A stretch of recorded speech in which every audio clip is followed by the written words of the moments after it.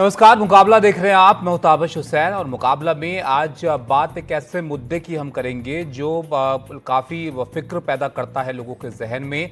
Corona virus, इसकी एक बार फिर से वापसी होती हुई नजर आ रही है और कोरोना का जो खतरा है वो बढ़ रहा है ज़ाहिर तौर पर। तो इसका डर एक तरह से लोगों के मन में कहीं ना कहीं होगा कि कहीं पहले जैसे हालात ना पैदा हो जाएं। लेकिन फिलहाल क्या स्थिति है और क्या लोगों को करने की ज़रूरत है, इन तमाम चीज़ों पर हम चर्चा करेंगे। देश के कई राज्यों में कोरोना वायरस के मामले लगातार बढ़ रहे हैं। केरल से लेकर दिल्ली तक राज्य सरकारें अलर्ट पर भी हो गई हैं और लोगों को सतर्क रहने के निर्देश भी यहां पर दिए गए हैं। भारत में अगर कोरोना की स्थिति अभी देखें तो 250 से ज्यादा एक्टिव केस अभी फिलहाल यहां पर हैं। बहुत ज्यादा ये नहीं है, लेकिन कोविड-19 का जो ये वेरिएंट है जिसके मामले यहां पर अब देखने को मिल रहे हैं, ये JN.1 वेरिएंट है जो कि ओमिक्रॉन का ही एक वेरिएंट यहाँ पर बताया जा रहा है। और अगर इंडिया के मामले आप देखें तो केरल में सबसे ज़्यादा मामले हैं, 95 अभी तक केस यहाँ पर आए हैं। तमिलनाडु में 66 हैं, महाराष्ट्र में 210 केस हैं। महाराष्ट्र में यहाँ पर ज़्यादा मामले हैं और 24 घंटे में 45 एक्टिव केस अब तक यहाँ पर देखने को मिले हैं। मुंबई में 24 घंटे में 35 एक्टिव केस हैं। मुंबई में 183 मरीजों में 81 रिकवर भी हो गए हैं। दिल्ली में भी कोरोना के केस मिले हैं, 23 मामले दिल्ली में देखने को मिले हैं। गाजियाबाद में भी 4 नए केस आए हैं। तो तकरीबन देश के अलग अलग हिस्सों में कोरोना की जो मौजूदगी है वो यहाँ पर देखी गई है। इसलिए बहुत ज़रूरी है कि कोरोना पर हम एक बार फिर से यहाँ पर बात करें और स्थिति को यहाँ पर परखें कि कितने एहतियात की ज़रूरत है, कितने फिक्र की ज़रूरत है।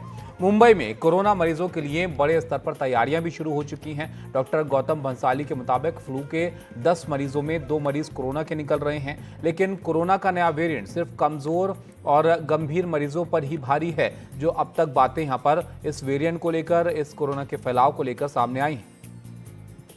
वेरिएंट में भी JN.1 में भी लोगों को डरने की ज़रूरत नहीं है। हमारे पास आ रहे हैं केसेस।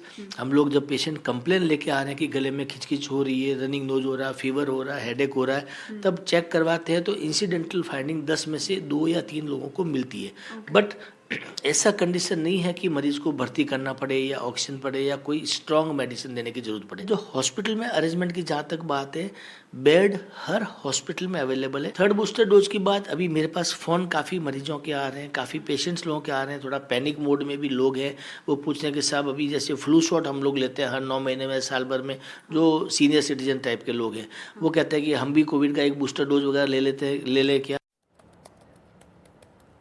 तो आपने देखा अभी तक जो मामले आ रहे हैं वो ज़्यादा गंभीर नहीं नजर आ रहे हैं। दिल्ली के सर गंगा राम अस्पताल के डॉक्टर M वली के मुताबिक ये हमारी सुस्ती रही कि हमने ILI और इन्फ्लुएंजाई इलनेस के मरीज पूरी तरह से स्क्रीन नहीं किए। साथ ही उन्होंने कहा कि लोग चिंतित ना हो लेकिन सावधान वो ज़रूर रहें। दिल्ली सरकार ने भी एडवाइजरी जारी कर दी है और अस्पतालों में बेड, ऑक्सीजन, दवाइयाँ और वैक्सीन वगैरह के इंतजाम करने के निर्देश यहाँ पर दिए गए।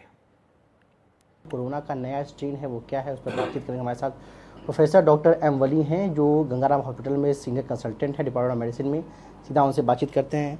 सर, एक बार फिर से देखा जा रहा है कि जो कोरोना के केसेस हैं वो अब उनका नंबर बढ़ना शुरू हो गया है। तमाम राज्यों में गाइडलाइन जारी हो गई है।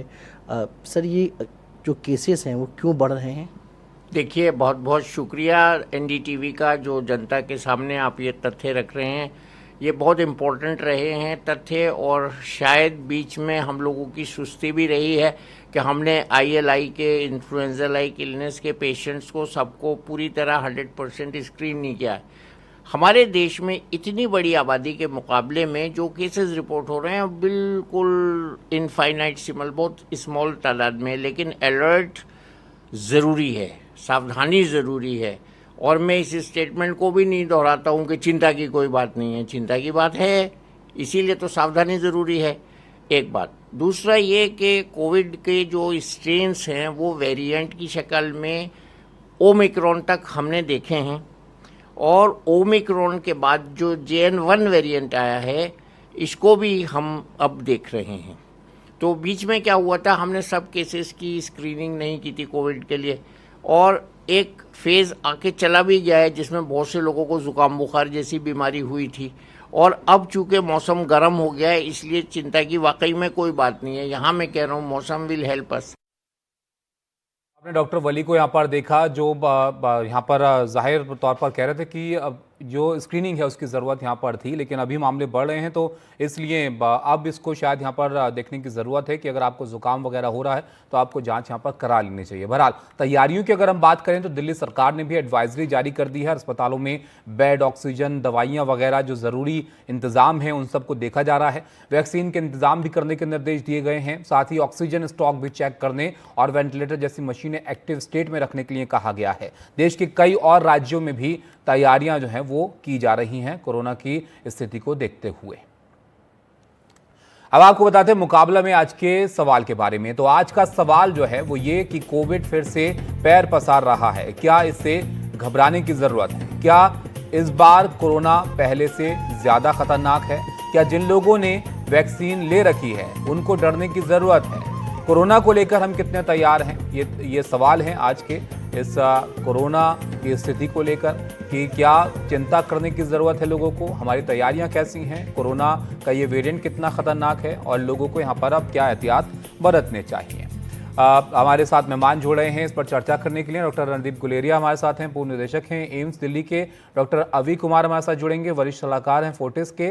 डॉक्टर सुनीला गर्ग हैं, पूर्व अध्यक्ष हैं PSC NIHFW की। अनुराग अग्रवाल हैं, डीन हैं त्रिवेदी स्कूल ऑफ बायोसाइंस के। और डॉक्टर मोहसिन वली हैं, जनरल फिजिशियन आप हैं। और doctor Syed Shakib senior physician भी हमारे साथ जुड़ेंगे। डॉक्टर गुलेरिया, आपसे शुरुआत करता हूं क्योंकि कोरोना की पहली वेव और दूसरी वेव के दौरान आपसे काफ़ी चर्चा हुई, उसमें आपने बताया था तब खतरों के बारे में, लेकिन अब काफ़ी वक्त के बाद कोरोना की यहाँ पर वापसी हो रही है, तो क्या इसको देखते हुए जो नया वेरिएंट है फिक्र की बात है? सबसे पहले तो आप जरा इसके बारे में बताइए। मेरा मानना है कि इसमें फिक्र की कोई बात नहीं। ये जो नया वेरिएंट है JN.1, ये इसको काफी साल हो गए हैं, ऑलमोस्ट अगस्त और 2023 में ये पहली दफा रिपोर्ट हुआ था और WHO ने बाद में इसको एक वेरिएंट ऑफ इंटरेस्ट का स्टेटस दिया था, जिसका ये मतलब कि ये वेरिएंट है जिसमें कंसर्न की बात नहीं है लेकिन मॉनिटर करने की बात डेफिनेटली है।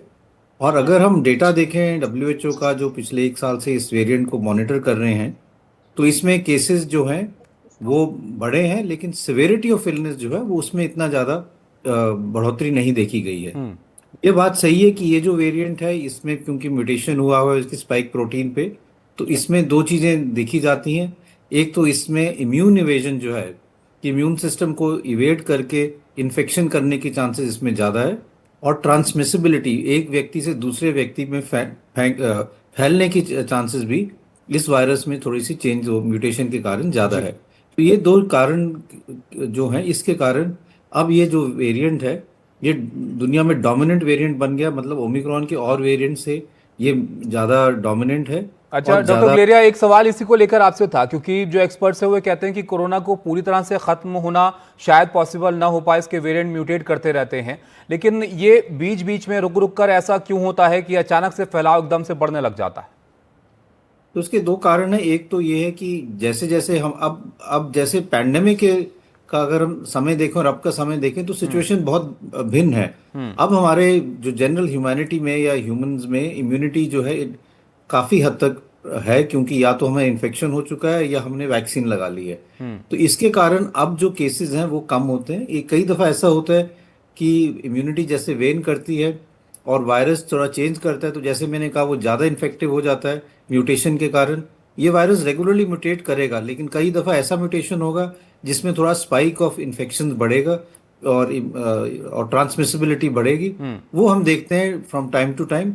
हमारा बेसिक कंसर्न ये होना चाहिए कि ये जो स्ट्रेन आता है इसमें हमारी तैयारी अच्छी रहनी चाहिए कि केसेस हॉस्पिटलाइजेशन ज्यादा ना हो, मोर्टेलिटी ज्यादा ना हो, मतलब एडमिशन ज्यादा ना हो और डेथ्स ज्यादा ना हो। स्पेशली जो वनरेबल पॉपुलेशन है, बुजुर्ग लोग हैं या जिनकी इम्यूनिटी कम है, वो ज्यादा क्लोजली मॉनिटर करने की जरूरत है। तो मॉनिटर करने की यहाँ पर जरूरत है। डॉक्टर सुनीला गर्ग भी हमारे साथ हैं। सुनीला जी, ये जो वेरिएंट है मोर्टेलिटी अभी कम है, हॉस्पिटलाइजेशन भी अभी कम है, लेकिन फैलाव काफ़ी तेज़ी से इसका हो रहा है, तो कितने तैयार हम हैं आपको लगता है, और कितना तैयार होने की ज़रूरत है फिलहाल इसको देखते हुए? देखिए, पहले तो मैं कहना चाहूंगी कि जैसे कि डॉक्टर रणदीप ने बताया कि this is more infectious in terms of spread, यानी कि इसका R0 ज्यादा है अगर एक इंडिविजुअल इन्फेक्ट होता है वो 6 से 7 इंडिविजुअल्स को इन्फेक्ट करता है। और अभी यूएन असेंबली का सेशन भी ऑन है और वहां पे भी एक मेजर मुद्दा है पेंडेमिक प्रिपेयर्डनेस का। और आप देखेंगे कि जब से कोविड गया है तो हमने तब से भी हमारे सिस्टम्स को पेंडेमिक प्रिपेयर्डनेस की तरफ रुख दिया है। और जैसे जैसे हमने ये कभी नहीं कहा कि कोविड हमारी जिंदगी से चला गया है। तो जैसे कि लास्ट 2023 में हमने ओमिक्रॉन वेरिएंट्स देखे थे, और वायरस जब होगा तो म्यूटेट करेगा। Over a period of time हम ये देखते हैं कि हमारी काफी पॉपुलेशन वैक्सीनेट हुई, परंतु हमें ये जरूर ध्यान रखना है हर स्थिति में कि आज हम कोविड की बात करें, कल हम किसी और वायरस की बात करेंगे, कि पेंडेमिक प्रिपेयर्डनेस हर स्थिति पे, यानी कि सिस्टम की प्रिपेयर्डनेस, अच्छी लीडरशिप, अच्छी कैपेसिटी बिल्डिंग, हमारी सप्लाई चेन, हम बेड्स की बात करें, ऑक्सीजन की बात कर रहे हैं, और हमारे फाइनेंसेस ऑलरेडी डेजिग्नेटेड है। आज जैसे आप बात करते हैं, दिल्ली सरकार ने ऑलरेडी बताया कि किस तरह से प्रिपेयर्डनेस की जा रही है, केरला में सर्वेलेंस शुरू हो गया है। तो प्रिपेयर्डनेस हर लेवल पे हर समय जरूरी है पेंडेमिक को लेके।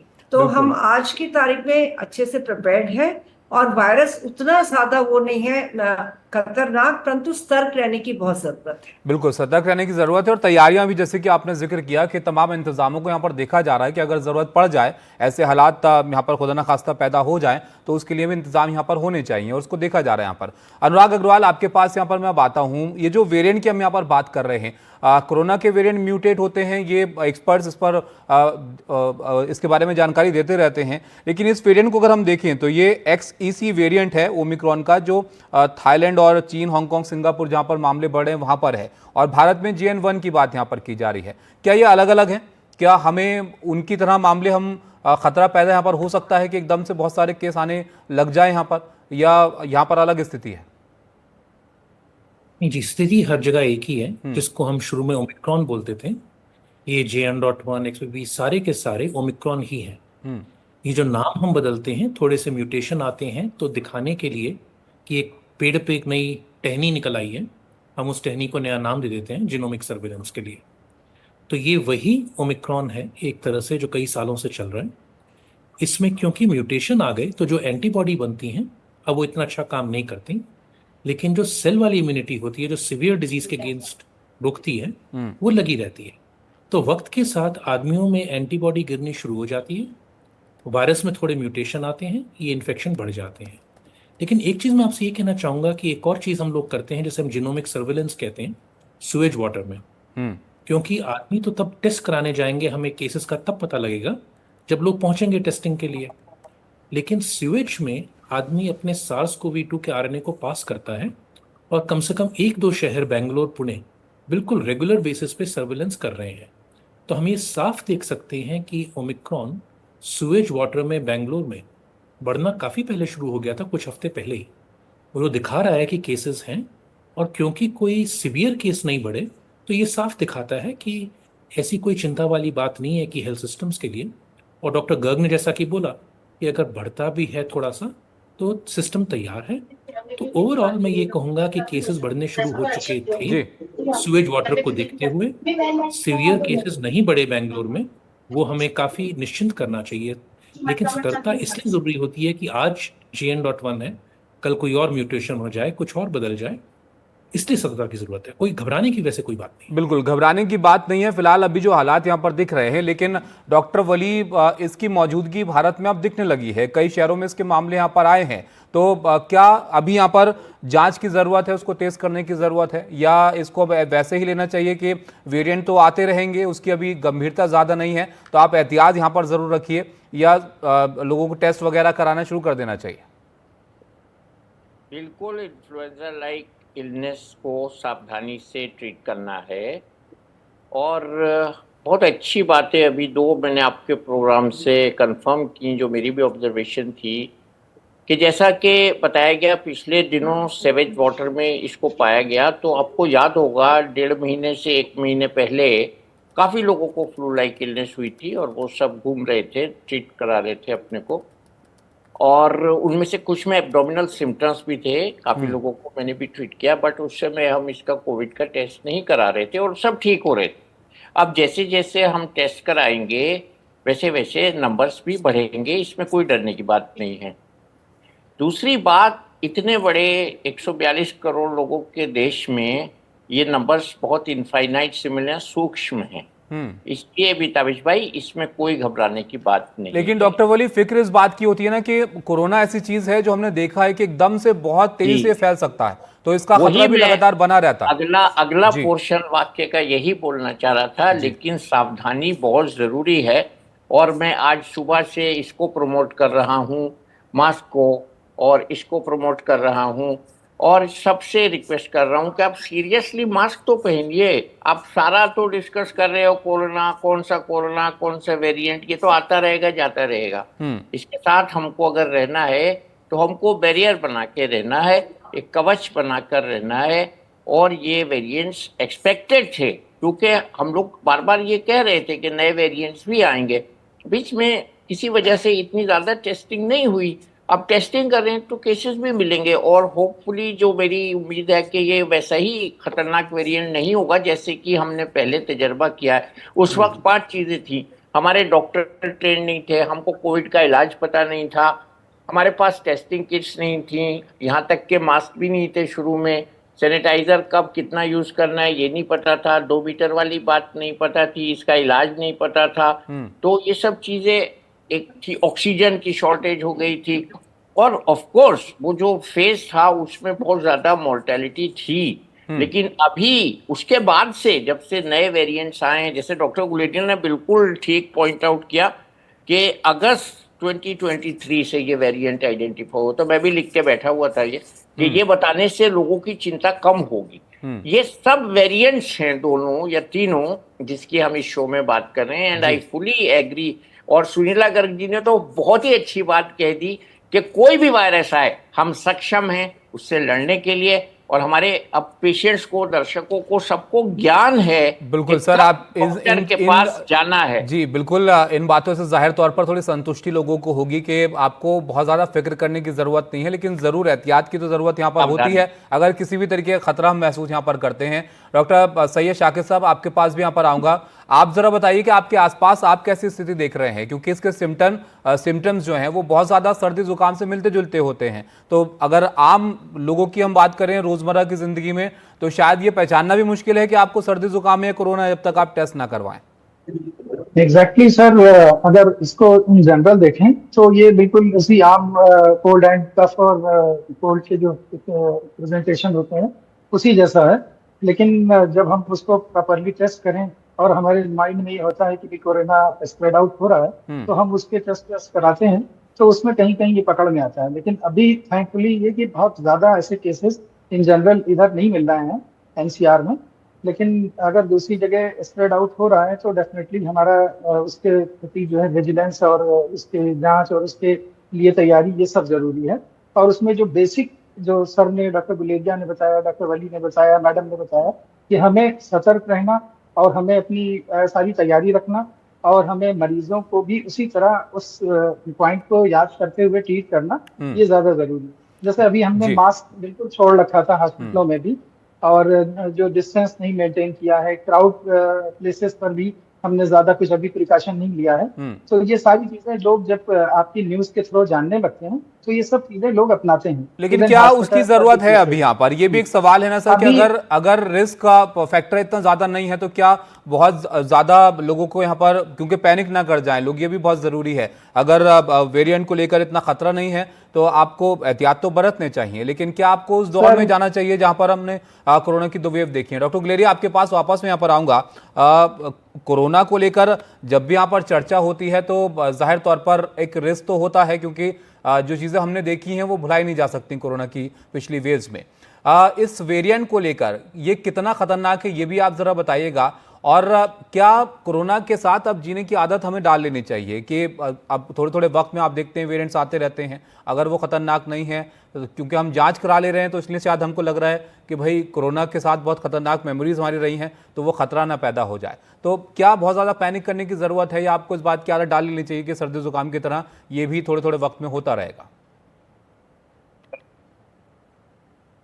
वायरल इन्फेक्शन की तरह हमारे बीच रहेगा, और ज्यादातर ये फ्लू लाइक इलनेस जो है उसके ही इसके लक्षण होंगे, जैसे और वायरसेस के, रेस्पिरेटरी वायरसेस के होते हैं।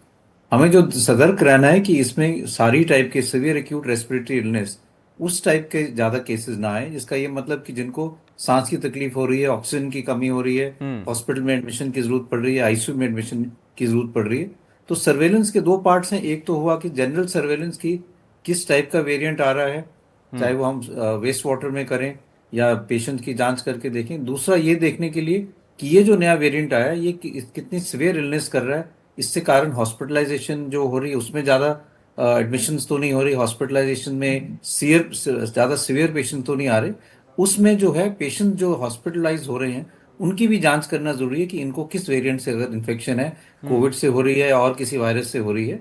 उससे आपको एक कॉम्प्रिहेंसिव डेटा मिल जाएगा कि जो इन्फेक्शन है वो माइल्ड है या कुछ हद तक उस तरफ जा रही है कि ज़्यादा सीरियस हो सकती है। तो मेरा मानना है कि क्लोज ऑब्जर्वेशन, मॉनिटरिंग, सर्वेलेंस की जरूरत है, पैनिक की कोई जरूरत नहीं। और वायरस तो रहेगा, म्यूटेट भी करेगा, लेकिन अब जो सिचुएशन है वो 2020-21 से बहुत भिन्न है। तब हमारे यहाँ कोई इम्यूनिटी नहीं थी, कोई वैक्सीन नहीं थी, कोई एंटीवायरल ड्रग्स नहीं थे।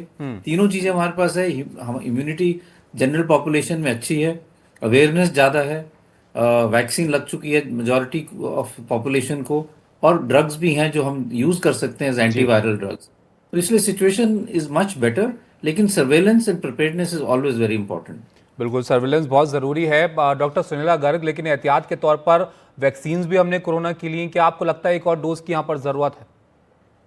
देखिए, as of now I will not say कि वैक्सीन की अभी जरूरत है, but we need to be vigilant. Particularly जरूरत तब पड़ेगी जब हमारी एल्डरली पॉपुलेशन जो कि लगातार बढ़ती जा रही है, और हम देखेंगे 2030 में ये मात्रा लोगों की जो है एल्डरली पॉपुलेशन की नंबर काफी ज्यादा बढ़ जाएंगे। परंतु हमारे साथ में हम एल्डरलीज ही नहीं, हम कोमॉर्बिड्स के साथ भी, यानी कि हम बात करें डायबिटीज, हाइपरटेंशन, क्रॉनिक डिजीजेस भी हमारे एल्डरलीज में काफी कॉमन है। तो हमें वॉचफुल रहना है। और मैं इसको दोबारा रिपीट करूंगी कि बेसिकली जो डॉक्टर गुलेरिया ने अभी बताया कि ये जरूरी नहीं कि वो SARS-CoV-2 के केसेस हों या पर्टिकुलर वेरिएंट के केसेस हों। हमें देखना है कि कोई इन्फेक्शंस भी तो नहीं है करके, निमोनिया है कि फ्लू लाइक इन्फेक्शन है या फ्लू है पर से। क्योंकि अब हमारी सरकार का और लोगों का रुख ये भी है कि हम एडल्ट वैक्सीनेशन की तरफ भी ध्यान दें, जो कि केवल कोविड वैक्सीन तक सीमित ना हो। एच इन्फ्लुएंजा है, हमारे बाकी वैक्सीन हैं, तो हमारे एल्डरलीज की तरफ ध्यान देने की बहुत ज्यादा जरूरत है। परंतु ये भी मैं कहना चाहूंगी कि मैं अभी लास्ट फ्यू डेज में देख रही थी कि बच्चों में भी इस तरह की इन्फेक्शंस आ रही हैं जो कि जल्दी से रिस्पॉन्ड नहीं कर रही। तो हमें वॉचफुल होने की जरूरत है। परंतु कौन सा वेरिएंट है, क्या है, ये तो ध्यान में रखना ही है। बट कोविड अप्रोप्रिएट बिहेवियर आज की तारीख में बहुत नेसेसरी है, जिसमें कि डॉक्टर वली ने जिक्र किया मास्क का, बट हैंड हाइजीन जो कि पर्टिकुलरली थोड़े दिन के बाद हम भूल जाते हैं। जैसे कि अभी थोड़े दिन पहले हमारा हैंड वॉशिंग डे भी था, हम उसी दिन में रिट्रीट करते हैं, पर ये बहुत नेसेसरी है। और ये भी बहुत जरूरी है कि हमारे जो बुजुर्ग हैं या हमारे जो कोमॉर्बिड लोग हैं, यानी कि जिनको क्रॉनिक डिजीजेज हैं, जरूरत होने पे ही भीड़ भाड़ वाली जगह पे जाएं और मास्क लगा के जाएं, अव्वल तो अवॉइड करें। और घर वालों का भी ये दायित्व बनता है कि, क्योंकि अगर बुजुर्ग को भी हम कहें कि घर में रहें, परंतु जो लोग आते हैं बाहर से जाके वो भी प्रिकॉशंस लें, ये जरूरी है। बिल्कुल, तो प्रिकॉशंस तो ज़रूरी है ही। अगर आप ऐसी जगह पर जा रहे हैं जहाँ पर बहुत ज़्यादा लोग हैं, तो आपको मालूम है कि आपको किस तरह के एहतियात वहाँ पर रखने चाहिए। और अनुराग अग्रवाल साहब, आपके पास यहाँ पर मैं आऊँगा। इस महत्वपूर्ण बात यह है कि वक्त के साथ एंटीबॉडीज़ पर असर पड़ता है। अब ये वेरिएंट भी म्यूटेट कर रहा है और इसके R0 बढ़ता चला जा रहा है। अब तो 6 बताया जा रहा है इसका R0 के 6 लोग को इन्फेक्ट कर सकता है एक इन्फेक्टेड व्यक्ति यहाँ पर। तो जिन्होंने वैक्सीन ली थी, क्या वो भी अभी यहाँ पर रिस्क में है, या सभी के लिए खतरा यहाँ पर पैदा हो सकता है, या जो इस तरह के वेरिएंट हैं जो म्यूटेट होकर और ज़्यादा खतरनाक हो जाते हैं, तेज़ी से फैल सकते हैं, उनके लिए क्या फिर करना चाहिए? सबसे पहली चीज मैं ये कहना चाहूंगा कि रिस्क जो कम होता है वो कोशिकाओं, सेल्स वाले इम्यूनिटी से होता है, जो कि अभी तक काफी स्ट्रांग है। ये recent experiment national institute of immunology ने किए थे।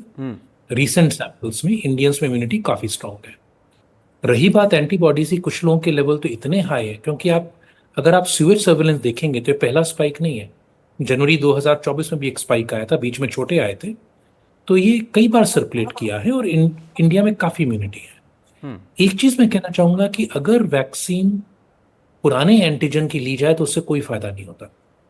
इनफैक्ट कतर में ये देखा गया था कि अगर आप ओरिजिनल कोविड की एंटीजन वाली वैक्सीन लें तो उल्टे आपका इन्फेक्शन का रिस्क बढ़ सकता है, क्योंकि गलत तरह की एंटीबॉडी बढ़ती हैं।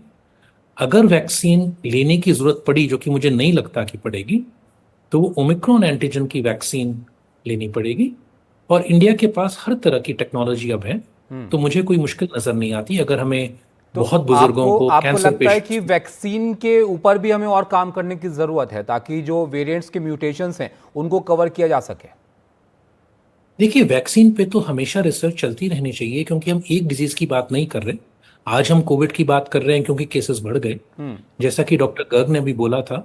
बहुत और चीजें हैं, H1N1 वगैरह। तो जो कंबाइंड वैक्सीन, रेस्पिरेटरी वैक्सीन बनने की जो कोशिश है, combined multi unit antigen vaccine की, ये रिसर्च चल रही है। और मुझे बहुत लगता है कि इंडिया इस तरह के काम में रिकॉम्बिनेंट प्रोटीन वैक्सीन में काफी आगे निकलेगा। तो अभी तो किसी को कोई वैक्सीन लेने के लिए जाने की जरूरत नहीं है। इस तरह की वैक्सीन फ्यूचर में डेवलपमेंट में चल रही हैं, इंडिया में टेक्नोलॉजीज। अभी जी। हमें आई थिंक कुछ करने की जरूरत नहीं है, सिवाय अभी इसके जो अभी बेसिक आप प्रिकॉशन एहतियात जो करिए, बोले गए। कुछ और चीज़ों की ज़्यादा बहुत यहाँ पर ज़रूरत नहीं है। डॉक्टर गुलेरिया, आपसे एक बहुत महत्वपूर्ण यहाँ पर चीज़ ये भी है कि क्या सिर्फ वैक्सीन ही इस तरह के जो वायरस हैं उनसे बचा सकती है? इम्यूनिटी को बेहतर करने के कोई और तरीके हो सकते हैं ताकि आप का शरीर इतना मजबूत रहे कि आप अगर इन्फेक्शन आपको हो भी तो आपकी बॉडी उसको झेल पाए? सबसे बेस्ट वैक्सीन है, और मेरा मानना है कि अडल्ट वैक्सीनेशन को हमें और ज्यादा प्रमोट करना चाहिए। कोविड ही नहीं, और जो इन्फेक्शंस हैं, चाहे फ्लू भी हो। और जैसे डॉक्टर अनुराग ने कहा कि आगे जाके कंबाइंड वैक्सीन आ जाएंगी जो मल्टीपल वायरसेस को कवर कर सकती हैं, जिसको आप साल में एक दफा लगाएंगे तो आपको protection against circulating various circulating strain से मिल पाएगी। लेकिन इसके अलावा जैसे ऑलरेडी कहा गया है कि जो हाई रिस्क ग्रुप हैं, बुजुर्ग लोग हैं, जो एल्डरली हैं, उनको जो हम कहते थे कि जो प्रिकॉशन रखने हैं, जो हम शुरू में कोविड के लिए कहते थे, रेगुलर हैंड वॉशिंग, भीड़ भड़ाके में ना जाएं, मास्क लगाएं, वो करना बहुत ज़रूरी है। ऐसा कुछ नहीं है कि ये आप ये वाली एंटीबायोटिक लें या ये वाली दवाई लें तो इससे आपकी इम्यूनिटी बढ़ जाएगी। उससे कोई फ़ायदा नहीं है। आप अपना डाइट ठीक रखें। अगर आपको कोमॉर्बिडिटीज़ हैं, डायबिटीज़ हैं और कुछ है, उसका कंट्रोल करना बहुत ज़रूरी है, क्योंकि अगर वो कंट्रोल में नहीं है तो उसके कारण भी आपकी जो इन्फेक्शन है और जो अंडरलाइंग कोमॉर्बिडिटी है वो ज़्यादा सीरियस हो सकती है। तो कोमॉर्बिडिटी जिनको है वो ज़्यादा यहाँ पर ध्यान रखें, और जिनकी उम्र ज़्यादा है। डॉक्टर मोहसिन, यहाँ पर तमाम एहतियात फिर से वही चीज़ें हमें दोहरानी पड़ेंगी कि जो बुज़ुर्ग लोग हैं वो ख्याल रखें, जो बच्चे हैं वो ख्याल रखें, और क्या जिन्होंने वैक्सीन ले रखी है उनको थोड़ा निश्चिंत यहाँ पर रहने की ज़रूरत है कि उनके पास कम से कम एक वैक्सीन का सपोर्ट है? सपोर्ट तो हमारी अपनी सेलुलर इम्यूनिटी का है, बहुत अच्छा है। और अनुराग जी ने बताई है, ये बात बहुत क्लियरली बताई है। इसलिए मैं एक अच्छी बात, मैंने अभी आपके चैनल से फोन आने के बाद सिंगापुर में कांटेक्ट किया अपनी एक जान पहचान की पेशेंट से, और मैं चाह रहा था वो किसी डॉक्टर को सिंगापुर से कनेक्ट करें, शायद वो नहीं हो पाया, करेंगे। उन्होंने एक बहुत अच्छी बात बताई कि जितना न्यूज़ में आ रहा है उतना कुछ नहीं है, तो थोड़ा कहीं ना कहीं एम्पलीफाई हो रही है ये मैसेज, तो उसको हमें थोड़ा सा take it with a pinch of salt वाली बात होती है। तो ऐसी जो चीज़ें हैं वो ट्रैवल से फैलती हैं। तो ताबिश भाई, मैं इस वाली पॉइंट पे आऊँगा कि ट्रैवल अननेसेसरी ना करें, और स्पेशली जो एक बंद कुप्पा होता है जिसको हम एयरक्राफ्ट कहते हैं, उसमें सारों की सांसें 2 घंटे तक एक सी चलती हैं, एक सांस में सबकी सांस मिल जाती है, उसको जरूर अवॉइड कर लें। और प्लेन में मास्क जरूर लगाएं। और तीसरा, बच्चों को अगर गैस्ट्रोइंटेस्टाइनल सिम्टम्स हों तो फौरन पीडियाट्रिशियन को दिखाएं, क्योंकि ये एडिशनल सिम्टम इसका आइडेंटिफाई हुआ है जब से JN1 आया था, और स्पेशली ये 2 वेरिएंट में। और मैं आपको बताऊं, ये किस तरह के सिम्टम की आप बात कर रहे हैं डॉक्टर वली? ये किस तरह की परेशानी दिख रही है लोगों में?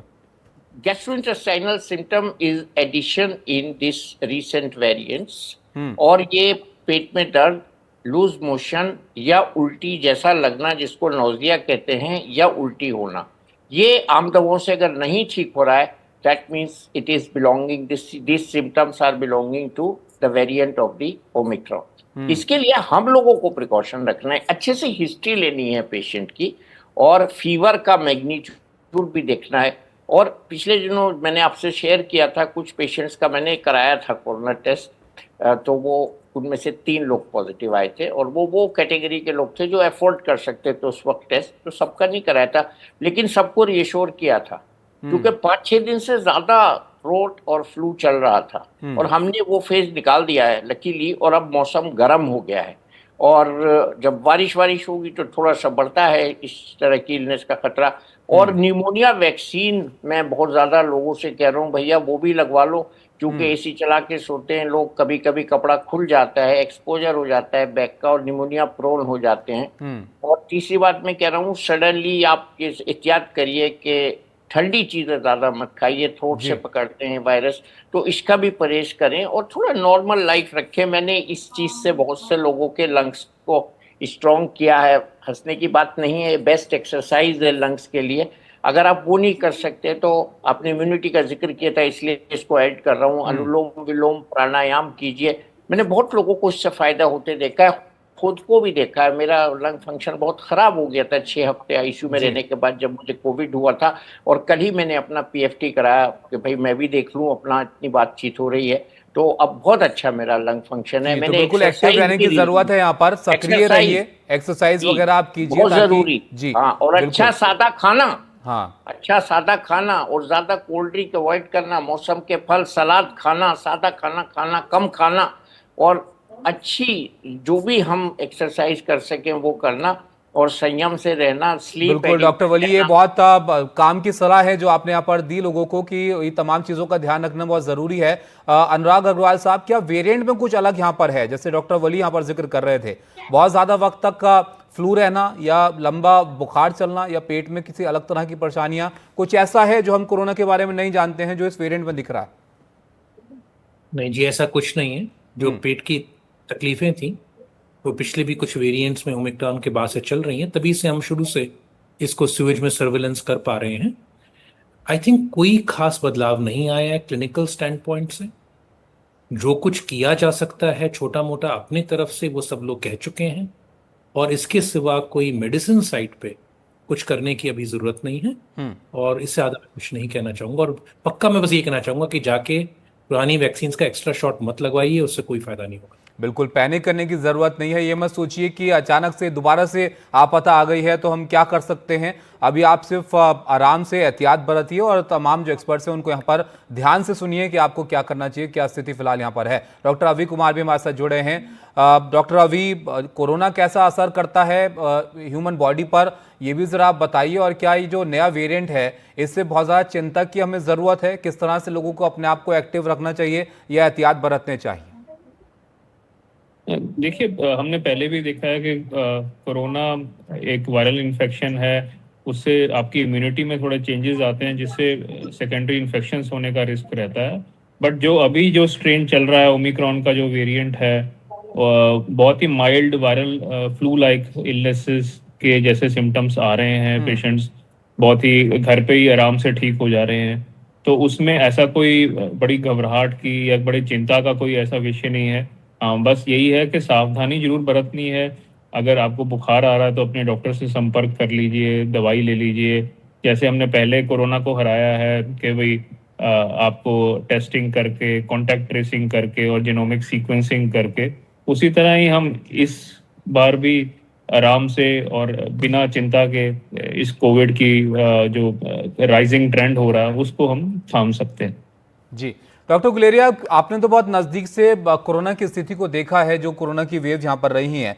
इस वेरिएंट को अगर हम यहाँ पर देखें तो ऐसा यहाँ पर क्यों हो रहा है कि थाईलैंड में 50,000 केस एक ही हफ्ते में यहाँ पर आ जाते हैं, बाकी जगहों पर थोड़ा कम ये दिखता है? क्या वहाँ के लोग ऐसे हैं जो पहले एक्सपोज नहीं हुए कोरोना से, अब वो उसकी जद में आ रहे हैं? या हमारे यहाँ भी ऐसा हो सकता है कि जो यंग जनरेशन है वो अब शायद इतने ज़्यादा एंटीबॉडीज़ उनके शरीर में ना हो जो कोरोना से सिक्योर रह सकें? ऐसा कुछ स्थिति यहाँ पर है कि इतने मामले तेजी से क्यों यहाँ पर फैले फिर? एक जगह से दूसरी जगह जाता है, और अगर वहाँ पे कोविड अप्रोप्रिएट बिहेवियर ना हो, या भीड़ भड़ाका ज्यादा हो, और लोगों की जैसे हम कहते हैं इम्यूनिटी थोड़ी कम हो, not cell mediated immunity but general immunity, तो इन्फेक्शन के चांसेस ज्यादा हैं। और जैसे ने कहा कि ये जो वायरस है इसकी इन्फेक्टिविटी ज्यादा है, तो एक व्यक्ति से दूसरे व्यक्ति में ज्यादा जल्दी फैलता है। तो अगर कोई ऐसे सिचुएशन हो जहाँ पे वायरस को फैलने का मौका अच्छा मिले बिकॉज ऑफ अ क्राउड, तो उसके कारण केसेस एकदम बढ़ सकते हैं। साथ साथ अगर टेस्टिंग भी बढ़ जाए तो आप उसके ज़्यादा केसेस पिकअप करोगे तो फिर उसमें नंबर्स बढ़ जाएंगे।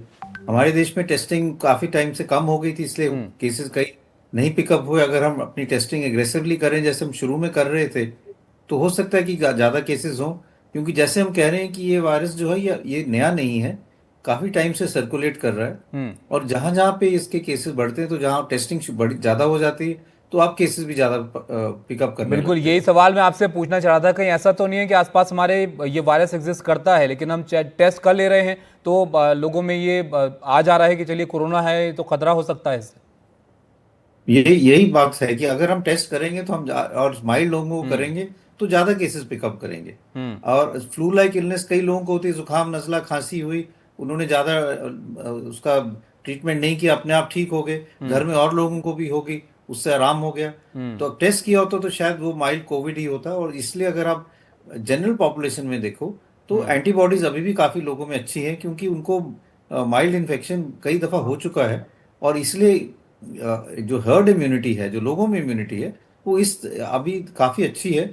इसलिए इतने घबराने वाली बात नहीं है। पर जैसे मैंने कहा कि we should be vigilant, and अगर हॉस्पिटलाइजेशन ज़्यादा हो रही है या मोर्टेलिटी ज़्यादा हो रही है फॉर इन्फ्लुएंजा लाइक इलनेस या सिवियर एक्यूट रेस्पिरेटरी इलनेस, उसको ज़्यादा ध्यान से देखने की ज़रूरत है। जी बिल्कुल। तो ये गंभीर अगर हो जा रहा है तो जाहिर तौर पर वहाँ तो आपको तमाम चीज़ों के एहतियात यहाँ पर लेने ही पड़ेंगे, हॉस्पिटल की तरफ रुख आपको करना ही पड़ेगा। लेकिन स्थिति को मॉनिटर कीजिए, अपनी तबीयत को मॉनिटर कीजिए। डॉक्टर सुनीला, ये जो वेरिएंट है इसकी जो हम मोर्टेलिटी रेट देख रहे हैं ये 0.02% है, तो ये कहाँ पर हमें ये देखना चाहिए कि भाई अब ये खतरनाक हो रहा है? देखिए, basically as has been said कि हमें सर्वेलेंस की तरफ ध्यान देना है, परंतु सर्वेलेंस दो प्रकार का है। एक तो कम्युनिटी में जो हम करते हैं, पॉपुलेशन में कितना है, और हमारे हॉस्पिटल में किस तरीके के केस आ रहे हैं। और पर्टिकुलरली हमें जो लोग कोमॉर्बिडिटी से सफर कर रहे हैं, ये जब हम बताते हैं कि इतनी मोर्टेलिटी है, मोर्टेलिटी हमारी उन लोगों की वजह से, अक्सर जितनी भी अभी मोर्टेलिटीज हुई है वो ज्यादातर कोमॉर्बिडिटीज के साथ में हुई है। आप देखेंगे कि यानी कि जिनको डायबिटीज था या एसोसिएटेड क्रॉनिक डिजीजेस थी, ये इनमें हमें मॉनिटर करना बहुत जरूरी है। और साथ में ये भी कहना बहुत जरूरी है कि वो लोग अपनी दवाइयां समय से लें, यानी कि जो डायबिटीज, हाइपरटेंशन वगैरह की दवाइयां ले रहे हैं। और साथ ही साथ मैं ये भी कहूंगी, जब हमने टीबी के एलिमिनेशन का भी आह्वान दिया है, क्योंकि हमारे पास में टीबी भी है और ड्रग रेजिस्टेंट टीबी भी है, तो उसकी तरफ भी मॉनिटर करना बहुत जरूरी है। और ये ना हो कि इसकी आड़ में हम जो रूटीन मेडिकेशन है वो हम भूल जाए। तो सर्वेलेंस करना जरूरी है। सर्वेलेंस लोगों को डराने के लिए नहीं है, ये एक पब्लिक हेल्थ डेटा है जो कि हमें आगाह कर रहा है कि किस तरीके के केसेस किस स्टेट में आ रहे हैं, क्योंकि हमारे 36 राज्य हैं और यूनियन टेरिटरीज हैं। तो हमें ये भी देखने की जरूरत है कि कहाँ पे, जैसे कि मैं आप लगातार देख रही हूँ आपके टीवी के माध्यम से कि नोएडा में इतने केसेस आए, गाजियाबाद में इतने आए या केरल में इतने आए, करके मॉनिटर करना जरूरी है ताकि हमारी सिस्टम की प्रिपेयर्डनेस अकॉर्डिंगली रह सके। और ये मैं ये भी कहूंगी कि ये केवल सरकार तक ही नहीं, ये मैसेज हमारे प्राइवेट सेक्टर के लिए भी है। गवर्नमेंट और प्राइवेट सेक्टर ने मिलके काम करना है और इस सिचुएशन को मॉनिटर करना है। परंतु आज मैं ये कहूंगी कि कोविड अप्रोप्रिएट बिहेवियर या फ्लू लाइक इन्फेक्शन बिहेवियर केवल कोविड तक ही सीमित नहीं है, ये हमारा काम करेगा फ्लू लाइक इन्फेक्शन में भी, इन्फ्लुएंजा लाइक इन्फेक्शन में भी। तो जरूरी है, परंतु जितनी भी डेथ्स हो रही हैं उनकी प्रॉपर रिकॉर्डिंग होना बहुत जरूरी है, ताकि ये आगे के लिए हम ये डेथ्स को प्रिवेंट बिल्कुल। कर तो सकें। मॉनिटरिंग बहुत ज़रूरी है, जाहिर तौर पर अब एहतियात में कोई बुराई नहीं है, उसका तो ख्याल यहाँ पर रखना ही चाहिए सबको। अनुराग अग्रवाल साहब, हर्ड इम्यूनिटी की चर्चा बहुत हुई थी कोरोना के पिछले दौर में, तो क्या अभी तक वो होगी लोगों के अंदर, या सब अब उससे जो है वो काफ़ी वक्त गुजर चुका है, तो अगर फैलता है तो सब आ सकते हैं जद में? देखिए, हर्ड इम्यूनिटी तो इस वक्त नहीं है, नहीं तो ये फैल नहीं रहा होता। हर्ड इम्यूनिटी तब होती है जब फैल नहीं रहा होता। द वेरी फैक्ट कि जो सिविल सर्वेलेंस दिखा रही है कि एक बड़ा स्पाइक आया, लेकिन हर्ड इम्यूनिटी एंटीबॉडीज से होती है। मैं बाबा यही कहना चाहूंगा, एंटीबॉडीज आपको इन्फेक्शन को होने से रोकते हैं, हर्ड इम्यूनिटी क्रिएट करते हैं। अगर आप सिवियर डिजीज के पॉइंट ऑफ व्यू देखिए तो इम्यूनिटी है, और इस वक्त सिर्फ उसी से की ज़रूरत है। हर्ड इम्यूनिटी इस वक्त क्लियरली नहीं है, कम हो चुकी है, क्योंकि ऐसा होता है 6 महीने 8 महीने साल निकल जाता है, एंटीबॉडी का लेवल गिर जाता है, फिर इन्फेक्शन होता है, फिर से बढ़ जाता है, फिर टेम्पोररी हर्ड इम्यूनिटी क्रिएट हो जाती है। ये साइकिल्स हैं, ये आते रहेंगे। डॉक्टर गुलेरिया भी ये कह चुके थे। मतलब देखिए, आइडियल तो यही है कि इन्फेक्शन लोगों को ना हो। हर इन्फेक्शन में छोटे मोटे डैमेज होते हैं, क्या होते हैं, लॉन्ग टर्म कॉन्सिक्वेंस क्या होते हैं, कहना इम्पॉसिबल है। जी। लेकिन इसके लिए जो हम कर सकते हैं वो वही है जो सारे लोग बोल रहे हैं, छोटी चीजें, ध्यान रखिए, हाथ धोइए, जो किसी भी वायरल को रोकने के लिए हम लोग करते हैं। कोई स्पेशल चीज कुछ नहीं है। बिल्कुल। अब वेरिएंट के म्यूटेशन को तो आप और हम नहीं रोक सकते हैं ज़ाहिर तौर पर, लेकिन उसके फैलने के लिए क्या एहतियात हो सकते हैं वो तो हम सब कर ही सकते हैं, और वही करने की फिलहाल यहाँ पर ज़रूरत है, क्योंकि कोरोना के मामले ज़रूर आ रहे हैं, लेकिन अभी वैसी स्थिति नहीं है कि आपको बहुत ज़्यादा घबराने की यहाँ पर ज़रूरत है। तो इसलिए एहतियात बरतिए, वही फिलहाल की ज़रूरत है वक्त की, और वही फिलहाल करना भी चाहिए सबको। बहुत शुक्रिया आप सब लोगों का हमारे साथ जुड़ने के लिए, और इस कोरोना की स्थिति पर विस्तार से यहाँ पर चर्चा करने के लिए और सलाह देने के लिए। फिलहाल यहाँ पर मुकाबला में आज के लिए इतना ही। यहाँ पर एक ब्रेक लेने रुकेंगे, ब्रेक के बाद कुछ और खबरें। नमस्कार।